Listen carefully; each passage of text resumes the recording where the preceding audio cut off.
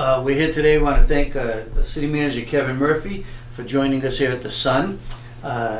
Kevin, you are going to leave office on April 1st. You've announced your retirement. We have a new city manager, Eileen Donahue, who was voted in by the City Council last night.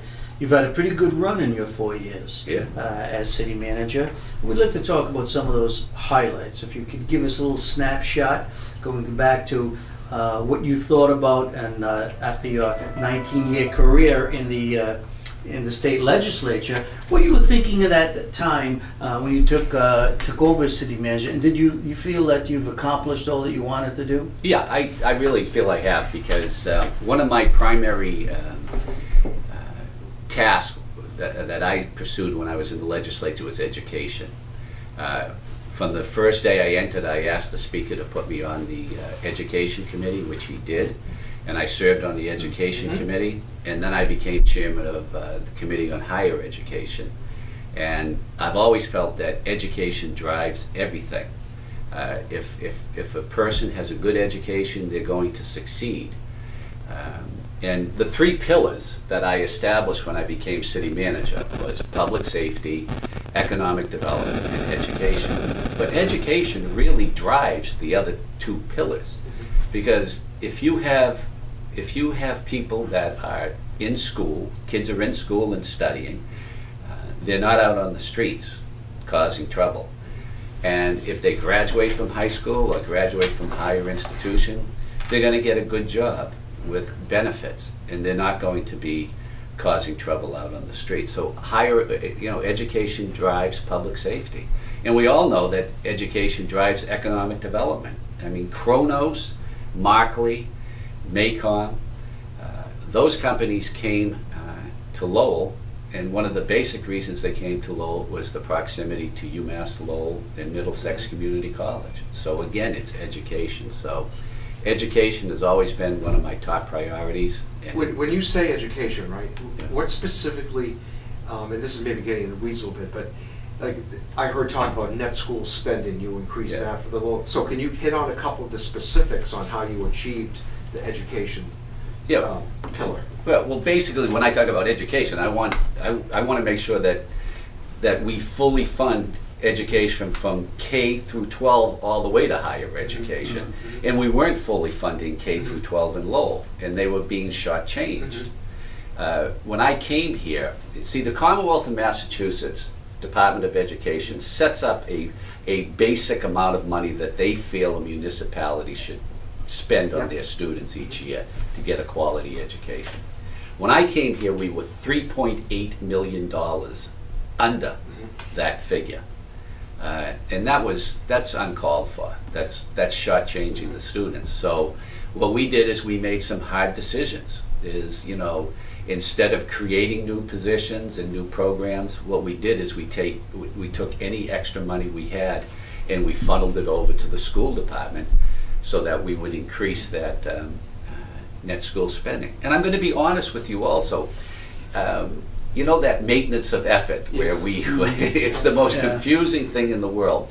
But quite honestly, when we came here, the city wasn't fully documenting all of the improvements, all of the maintenance, all of the repairs that they performed on the city. I mean, we found a box with like cocktail napkins that, fixed boiler on such a, that's how they did it. The boiler at the high school? Yeah, but I mean, the city wasn't adequately documenting the amount of money they were spending on. So we were able to resolve that $3.8 million? Yeah, and now it's $6 million above.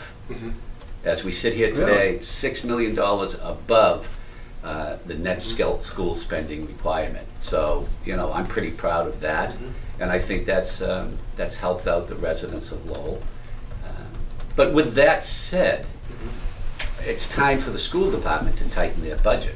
They're saying they need $6 million more this year than they spent last year. Well, we don't have that type of money to give to them, and they're going to have to find ways to operate without the $6 million. Well, yeah, and probably a large share of that is the contract. Exactly, and that's one of the problems, is that, Teacher's contract. Yeah. we gave, I'm having a hard time right now negotiating our employee contracts. They all end in June, okay? And, last time, our employees went 0, 3, and 3. So they got 6% over 3 years.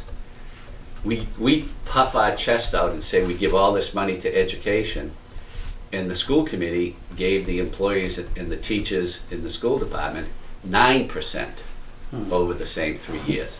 So our employees are up in arms. They're saying, wait a second, you're giving all this money to the school department, and it's just going to teacher raises, not to the kids in the classroom.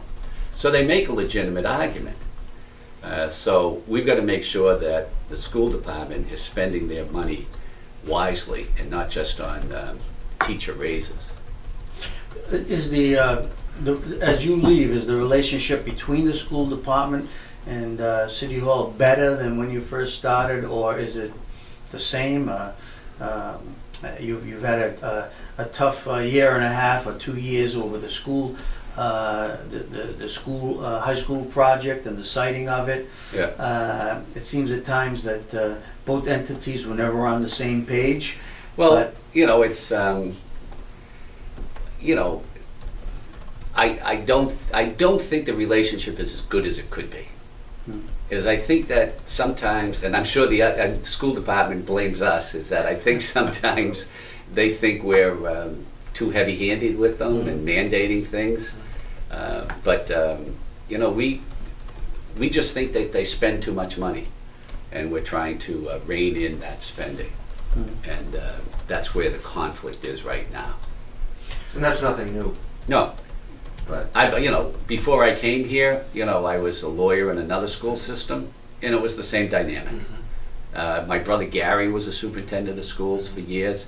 It was the same dynamic in the municipalities that he served in. So there just seems to be this always a controversy or a competition between the city side and the school side. he touched on the high school. Yeah. I'd like to just ask you if you could have taken a mulligan Yeah. and handled anything differently on the Yeah. high school. Yeah. I know prior to the big vote of the school building committee, you had told me that Friday before that, geez, you really would like to see option 2. Right? Yeah. So looking back, would you have done anything differently? Yeah, I think I would have stuck with option 2 if I had a mulligan. Yeah. I thought I was doing the right thing. I thought I would, by backing the Colley site, I thought I was trying to unite the city and to, bring everybody together and at least move on in one direction. But it didn't work out that way. And I don't think I ever had a chance to unite the city because it was so polarized at that point in time. So I just should have stuck with what I thought was in the best interest of the students and the taxpayers of the city. Because option 2 is I think is the best option. Right. even to this day. Yeah, oh yeah, I think option 2 is the best. Because one, it doesn't involve the eminent domain, and I think that's a tough thing. But it also costs, I think it's the best from a cost standpoint for the taxpayers also. Remember that novel that I forget the name of the author, The Winds of War. Who wrote that? I forget. That doesn't matter. But did you ever get the sense out there that that there was this groundswell out of one particular neighborhood, Belvedere, that would really control that the election in November and the referendum? Did you ever sense that? No. You didn't, no? I didn't, No. because I really thought there were a lot of people in Belvedere that were behind the Colley site. You call it, yeah. But I think it was a loud minority that was behind the Colley site. And I think Small one. That's what. Yeah. Yeah, loud Yeah. and small. Yeah. I think they oversold themselves, and I never thought that it was that large of a groundswell against the Colley site. But okay, but even in that, after it was decided, and with a non-binding vote. Right, That's what yeah, it was, that was. non-binding. And all the antics that were pulled at the, at the Massachusetts School Building Authority. I mean, the city was sued by the school committee, which was something that was incited by the mayor at the time, Mayor Ed Kennedy, and taken up by the school committee, which believed the bogus charter review, okay, of something that was outdated from 1927. Okay, there is still a lot of lingering resentment about the way this entire thing was handled, not only from the city side, but from the you could say both sides, whether you're quality or non-quality. Do you see this thing abating now? Is it coming back to normal, or do you think that, and you can be quite frank now, that it's going to persist? No, I think it's going to persist. Yeah, I'd like to answer that question. I still see a lot of opposition. I shouldn't say opposition. I mean, the voters have spoken, and it's clear that they want the downtown option 3. But I think there's still lingering resentment from a lot of people, and it's always going to linger, that it wasn't handled properly, and they felt that they were shut out of the process. But the voters have spoken. We've all seen that, and my administration has been doing everything it can since then to effectuate option 3 coming into being. And yet, okay, so as you lead, just going forward, what are your sentiments as far as uniting the city in this regard? Should we just put all our eggs in one basket, option 3, and just go forward from there? I really do. I think that's what the voters have spoken for, and let's just get behind it. We may not all. I don't agree 100% with it. I'm probably about 90% because option 2 is about as close as you can get to option 3. But I understand that what the voters want. And remember, I'm still going to be a taxpayer in the city of Lowell, and so I have a vested interest in how much it's going to cost. But I understand that the majority want it as option 3, and I think that's what we should be pushing for. Can you bring us up to speed on the couple of aspects with option 3? The council voted a couple of weeks ago to start the proceedings against the doctor's building. Right. Can you tell us where that stands? And Yep.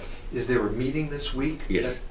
Yes. Can you just bring us up to speed on those So what the related issues? Yeah, what the city council did is, remember, they didn't vote to take the doctor's office by eminent domain. Not yet. Right, they voted, exactly, they voted to begin the process. So what the process is really 2 major things as part of the process. Number 1 is to get the appraisals. So it's good management practice to get 2 appraisals. So right now what we're doing is soliciting 2 appraisers to appraise the value of the doctor's office. Okay, that's number 1. Number 2 is because there's 6 units, or 6 doctor's offices there, we have to come up with a relocation plan for the doctors. And you can't just come up with that on your own. You have to come up with a relocation plan that's approved by the Department of Housing and Community Development in Boston. And they have a select group of individuals that are licensed or certified by their department to do these relocation programs. So what we've done is we've gone through their list, we've talked to a couple of them, and we've selected an individual to present a relocation plan. So and it's because what they have to do is they have to go into the building, and they have to value all the personal property and everything, and look at all the equipment that has to be moved. They then have to go out and find locations that would be suitable for these doctors to move to, and then come up with the cost of how much it would be to move the doctors to these new places. So that's in the works now. So Thursday night. Just staying on that just for 1 minute, Yep. please. Has there been any recent correspondence between the city and the doctors and any of their lawyers concerning anything related to the eminent domain taking? I can't say anything on the record relative to that. I've had conversations with them, but you know, those are all negotiations that are off the record. Okay. All right. Okay. But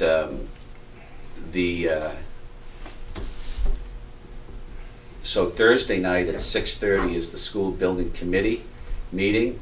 We're going to be giving an update on the design of the new facility, and hopefully we're going to have this relocation specialist there at the meeting so that he can describe what his job is and how he's going to do it. That's at the council chamber? Yes. It will be on televised also. Okay. Does the city have any cost estimates though at this time?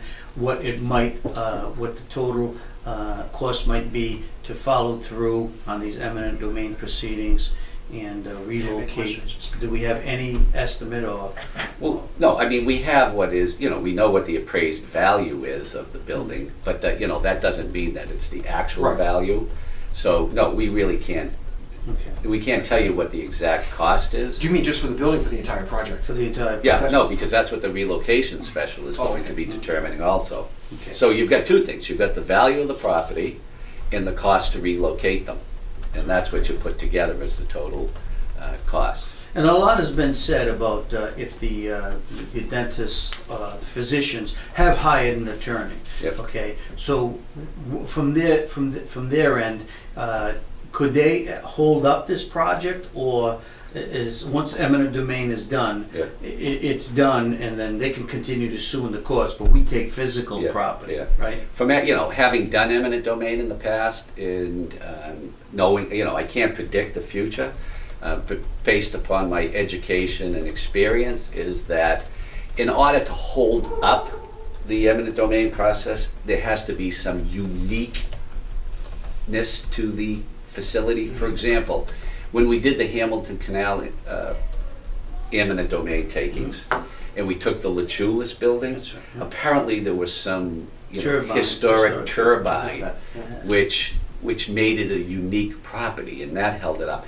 But there's nothing unique about this property. The dental X-ray machine isn't? Yes, it's not a special, but there's nothing unique that I know of this building. So basically the law is that, you know, we take the building, it becomes ours, you know, 30 days later, and then they can go to Superior Court and sue us for the amount of damages they think they've suffered. But that wouldn't delay anything. That wouldn't delay anything. Okay, no. but without being specific, because you are in negotiations, do you feel that there is a suitable site to keep these physicians in the city of Lowell? Yes, I do. Okay. Yeah, Okay. I do. And I'm sorry, I just want to shut this off. Yeah. The other question, while we're on the schools, in light of recent events in Parkland, Florida, and other shootings that have involved school facilities, in your purview, looking at Lowell's more than 24 schools, do you think we're as safe as we can be right now for protecting our students and our teachers and faculty, or that some things are going to have to be considered in the future by the next administration to really upgrade any security measures in the schools? That's a great question, and I attended a symposium at Lowell High School the other day about that. Two things I learned from that symposium. From a positive standpoint, the presentation made by the Lowell Police Department says that we're safe, and that the, you know, teachers, faculty, and staff are safe in this in the city relative to those issues. But the sad thing I learned is that even with the police saying that, the students still have fears about going to school there, and no matter how much we try to tell them that they're safe, they're still reticent when they go to school in the morning, and they're scared that something's going to happen. That's sad. So with that in mind, with the new high school that's being built, is we're going to, in the beginning of April, we're going to have what we're going to call a public safety meeting. Is what we're going to sit down with all the people that are interested in the high school and public safety, and come up with ways to make sure that the new high school is as safe as it can be from attacks such as Parkland. So it's going to be, we'll look into bulletproof glass, into how you access the school, all of those things. What safety measures can we incorporate into the new high school to make it a safe learning environment for all the children? Because I think you got to allay the fears of the children. I mean, even if you put in bulletproof glass and locked doors, if they're still afraid, that doesn't help them. So that's the real issue. And what does this say about our other school facilities, where I know one of the things that you were concerned about was that there are other infrastructure needs besides a new high school. Oh yeah. And that's the big question mark. Even the public safety facility, a new police department, a fire department complex.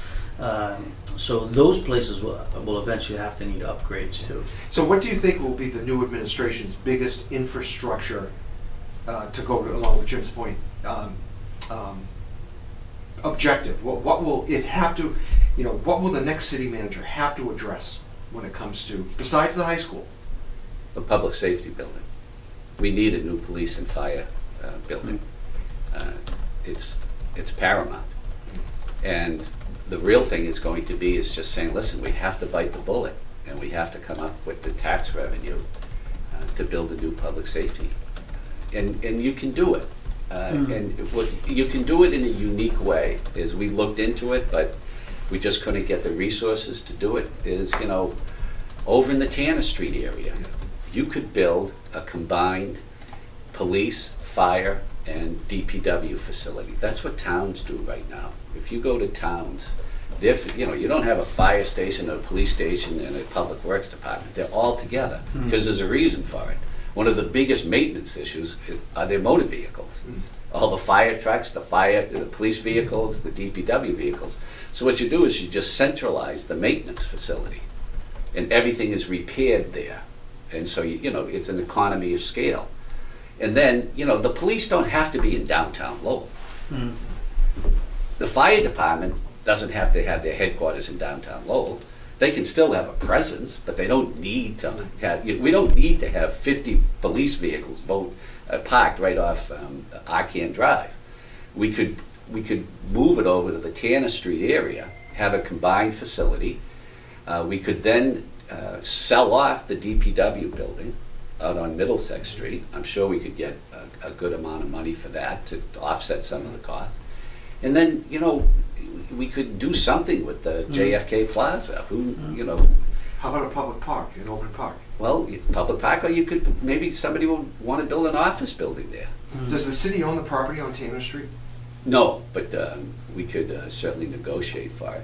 Do you buy into any of the talk about a police department in the old Lowell District Court building once the Judicial Center is built? No. Because that's been out there. Yeah. No, I think you have to have a combined facility. It doesn't make sense to have separate. We don't, listen, the police and the fire are right next to each other.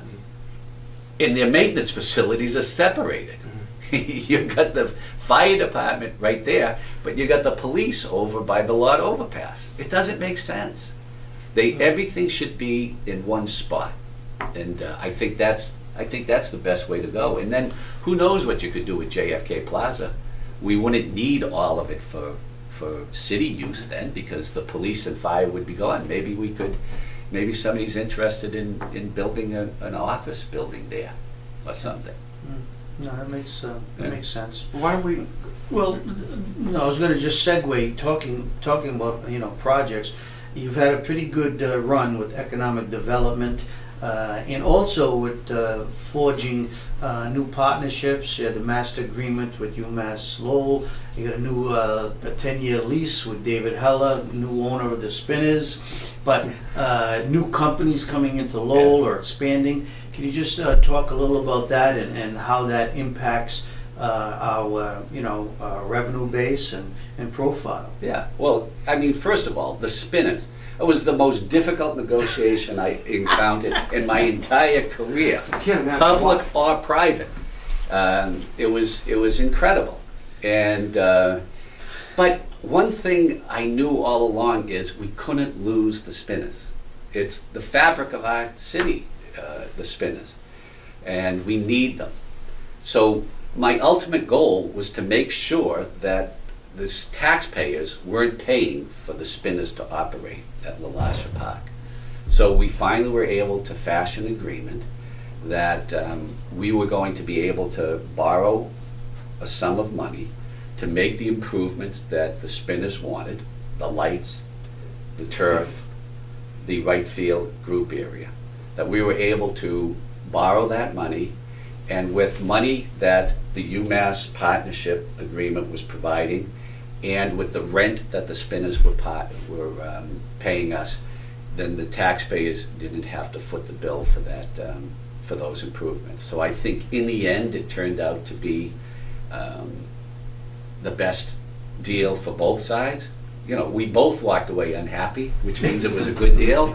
But the real part of that, the negotiations aren't, you know, you resolve the big issues. It comes down to who's going to pay for pest control and who's going to take the garbage out, and that's where it got into, you know, the nitty gritty. But in the grand scheme of things, I think it's a great proposal for both parties. And you did get a historic agreement with UMass Lowell. Yeah, I mean, that was that went through some ebbs and flows too. Yes, it did. And then eventually everything worked out. But you know, we met. We had, you know, we had our under the agreement, and we were doing it voluntarily. But under the agreement, we were supposed to have joint meetings every now and then, and we had a joint meeting Monday afternoon just before the reception. Oh, okay. And it went very well. We discussed the different issues facing both institutions, and I told them, I said, because I had said to them, the Lowell Sun reported that we had our differences. Yes. And I said, of course we'd have our differences. Any partnership has differences. I mean, think about the most basic partnership known to mankind is called marriage. And you're going to have differences in your marriage, aren't you? I said, so we're going to have differences also. It's just a matter of how you handle the differences. Okay, so moving to the city, got some real good news with you know, the Salapoli, Thorndike Exchange, Right. you've Kronos. 1,700 employees moving to the city of Lowell, and not only did that spur the value of Cross Point Towers, which increases tax revenue for us, but now Andrew Ma, the owner, wants to develop that area even further. Because of all of those people being in the towers, they need restaurants, they need leisure activities, they need places to live. So he's looking to, and what we've done is we're working with the Baker administration right now. They have a new program known as Opportunity Zones. What you can do is you can designate certain opportunity zones in your city to concentrate grants and other aid from the state to help spur development in that area. And the #1 opportunity zone that we're designated is Cross Point Towers. I don't know, have you ever been to Legacy Place in Dedham? Legacy Place is this beautiful development right off Route 95 in development. They have, like, when I talk about restaurants and leisure, you know, they have a craft beer place. They have King's Bowling. They have Jasper White's Summer Shack. They have movie theaters. And that's what we're looking at for where the Showcase Cinemas is. And that parking area right there is to develop it into that type of. So he's still the owner. You know, yeah, it's an LLC. There was that transaction. Right, but it was from one LLC. Yeah. Which say there were 4 partners in this LLC. Yeah. It changed to 4 partners in another LLC, but Andrew Marr remains the predominant partner. Wow. So an ambitious plan like that, what do? You have to get like the people who own the cinema. They'll all be on board and all contribute in that venture. Is that Right. how it works? Yeah, and then you know you might not have a You might not have a Chili's there in the future. You may have Buffalo Wild Wings. That's going to be, that's going to be us looking to the Commonwealth to get money to help them build a parking garage. What about the Hamilton Canal now? Yeah. We're still at a point where there isn't, to use a phrase that people have used, a shovel in the ground from a private entity. There's the courthouse that's under construction, and every now and then I see folks over. I see excavators and front end loaders. There's some over there today. I'm not exactly sure what they're doing, but it seems that the administration just hasn't been able to, not for lack of trying, but get that one private deal going there. Right. And there's a reason for What that. gives? What gives is there's no utilities over on that side of the Hamilton Canal. There's no water, there's no electricity, gas, or anything. So what you see over there right now is the beginning of the construction to put those utilities in. That's the MassWorks grant we got. And so that's Newport Construction beginning to build streets F and D, the streets to come into the Hamilton Canal, and also to put in all of those utilities. Are they doing the bridge too? Yeah, that's the EDA grant that we got from the federal government to do the Signature Bridge. So once that's completed, which should be within a year, then a place like Watermark, who's fully committed, because we did a story on that. Right, and last night at the council meeting, we transferred $5,000 to begin the process to remove a activity use limitation from the Watermark property so they can construct a building there. See, there was some contamination in the Hamilton Canal District, and so there's a thing called an activity use limitation over there. And that activity use limitation is you can't do single-family homes in the Hamilton Canal. But John still wants the AUL lifted from his property. He doesn't want any restrictions whatsoever, because when you go for financing, when the banks look, are there any conditions or anything, they always get antsy. So we're going to remove that AUL for him, and that will promote his building the building. So within a year, you're going to see that all the utilities are in, the streets are in, and then that's going to pave the way for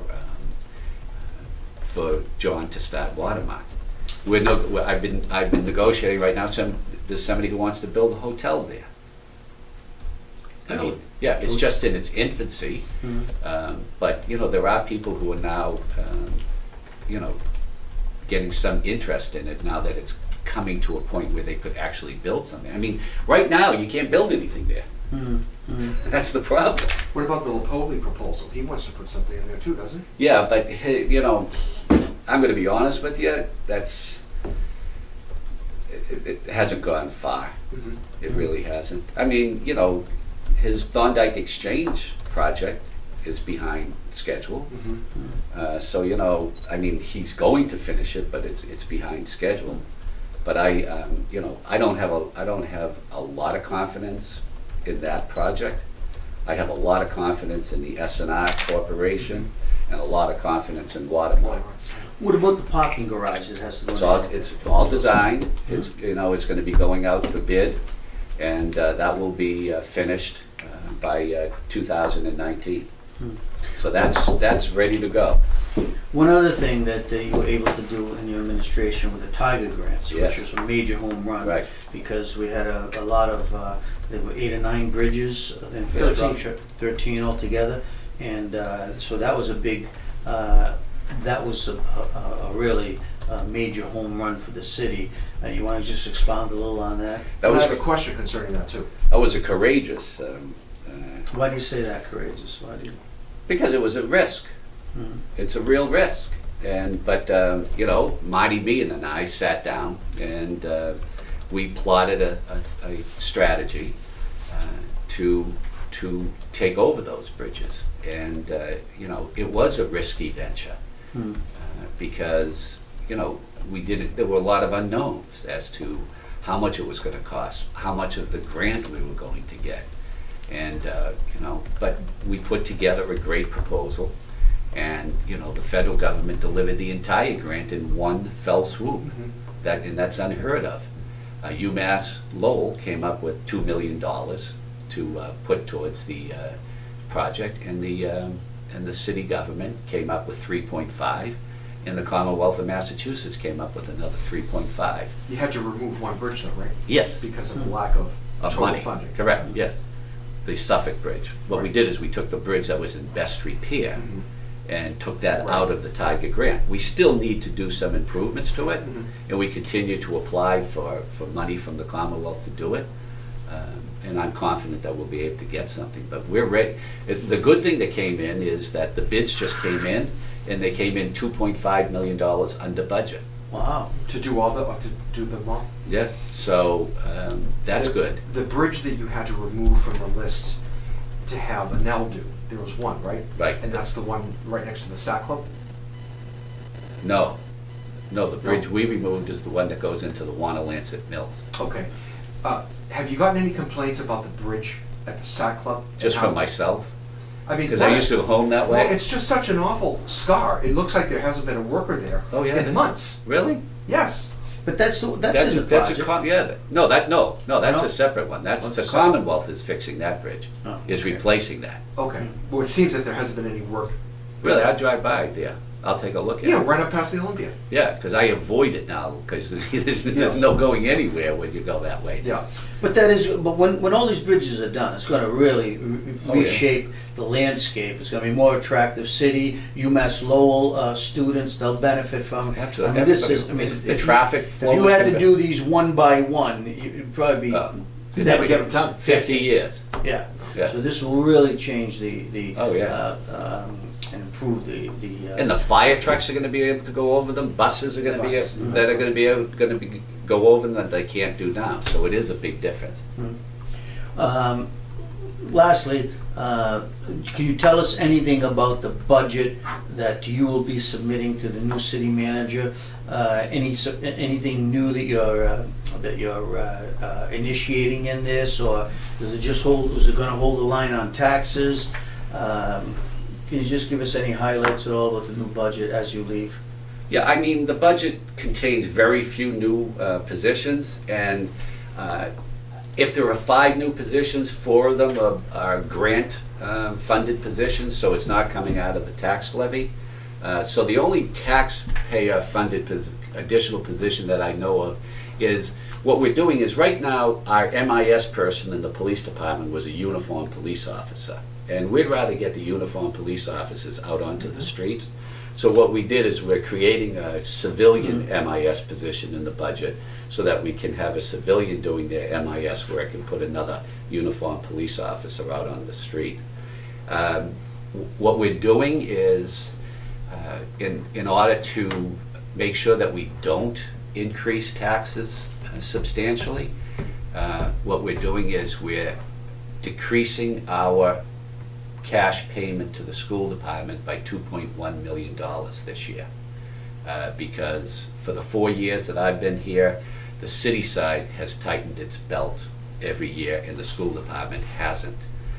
So this year we're looking for them to tighten their belts, and we're doing that by reducing our cash contribution by $2.1 million. And you say, how do we arrive at $2.1 million? Our charter school assessment went up $1.8 million, while at the same time our charter school reimbursement decreased by $300,000. So that's charter school. So those kids have left the school system. So what we're saying is they don't need that money to educate them because they're not there. So what we're doing is we're reducing their budget by $2.1 million and putting it on the city side so that we can save taxpayers this year. Doesn't that fly in the face of your efforts, though, to No. restore maintenance of, net school spending? No, because as I said, we're $6 million over net school spending. Okay. So we're well above the 2.1. Why should the city pay for I'm students who aren't there?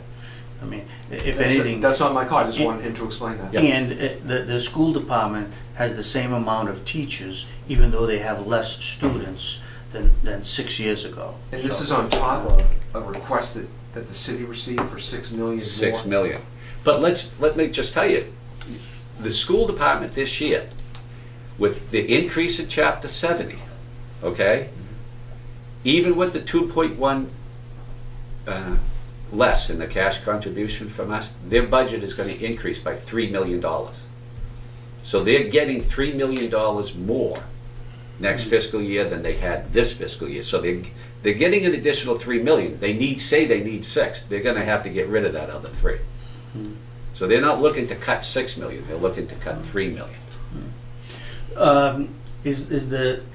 Just talk about the city's finances. Are they better? Are they better now than when you took over office 4 years ago? Of course, you're going to say yes. But, No, but looking into the future, I mean, we're more financially stable. The bond rating has been upgraded, I believe. Well, my biggest disappointment. No, I think we're better financially today than we were when I started.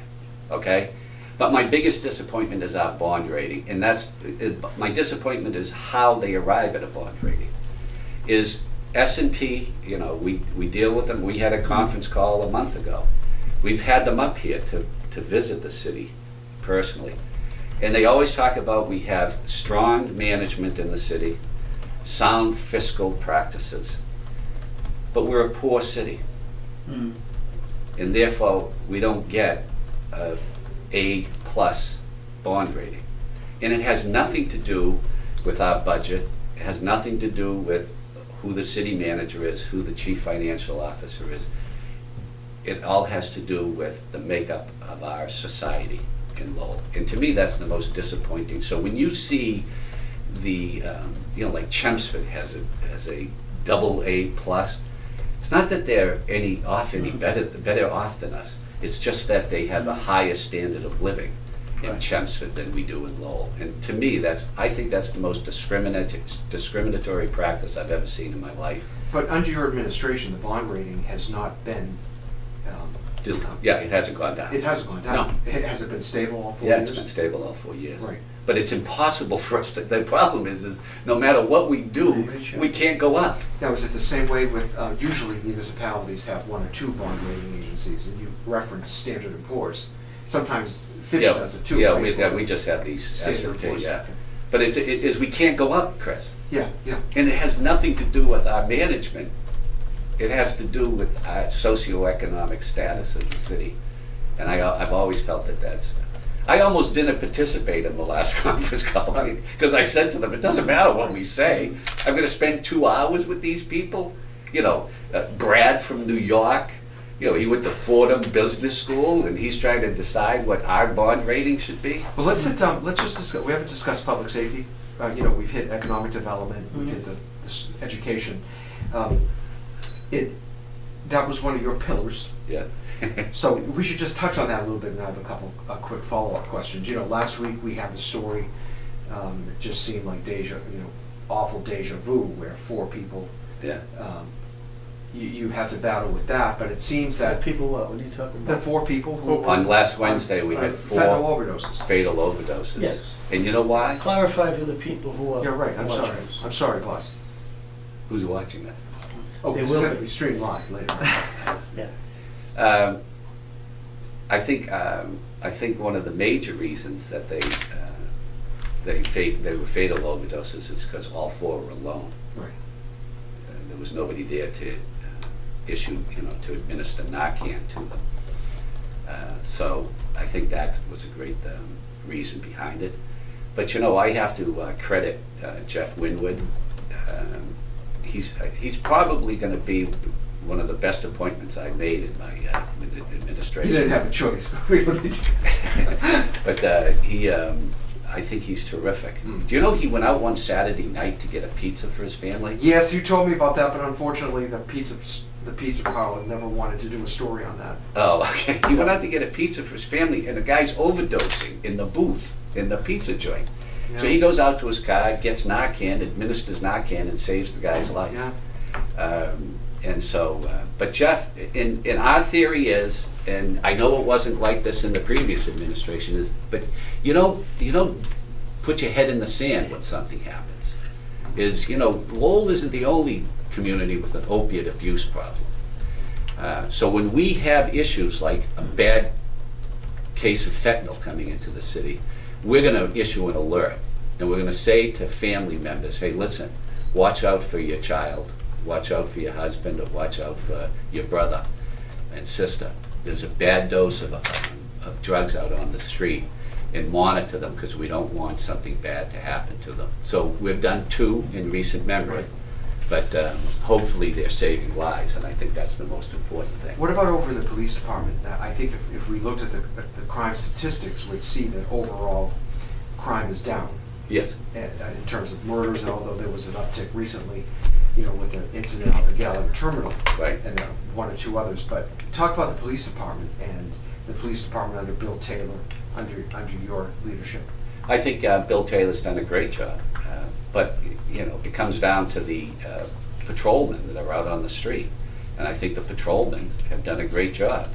You know, and that's where it's at. You know, the crime statistics are better because the police are being deployed better, and they're working better at their jobs. And so I thank the patrolmen. Bill Taylor always told me the most important position in the police department is sergeant, because the sergeants are the ones that are out on the streets and you know, overseeing those people that are working the streets. So we've made sure that we've had great sergeants that we've appointed, and I think they're doing a great job. Just one last question for me on this issue. When you became city manager, you had to clean up the mess that was the Alyssa Brain case, Right. the woman who died in Lowell police custody. The Sun ran a page 1 story last Sunday about another man who was in police custody, Right. who apparently was suffered at the hands of a detention attendant. And in that story, the superintendent was quoted as saying that the training that we wanted to give to these civilian employees of the police department since the days of Alyssa Brain, we just haven't gotten around to it yet. How could that be? It's troubling, because you should have, the Alyssa Brain case should have been a wake-up call.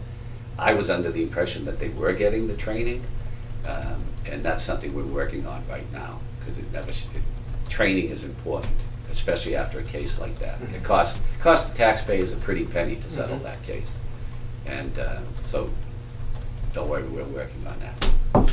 Mr. Manager, what is the Kevin Murphy legacy of the 4 years as head of the CEO of the city of Lowell, 4th largest city in the Commonwealth, one of the great cities in Massachusetts?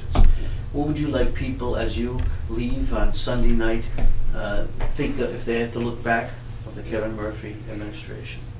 It's that I don't want you to remember, and I use this, my father taught me this, is I don't need you to remember what I said, and I don't need you to remember what I did, but I just need you to remember how I made you feel. And I just think I made people feel a lot better about themselves and the city, and that's what I want my legacy to be. Well, thank you very much. You've always been open and honest with us, and I think that's a great legacy of your administration. I hope it continues. Legacy. And I hope it continues in the future. Thank you very much, and Thank you. good luck on the golf course. Yes, I'll be Thank you, sir. taking you on.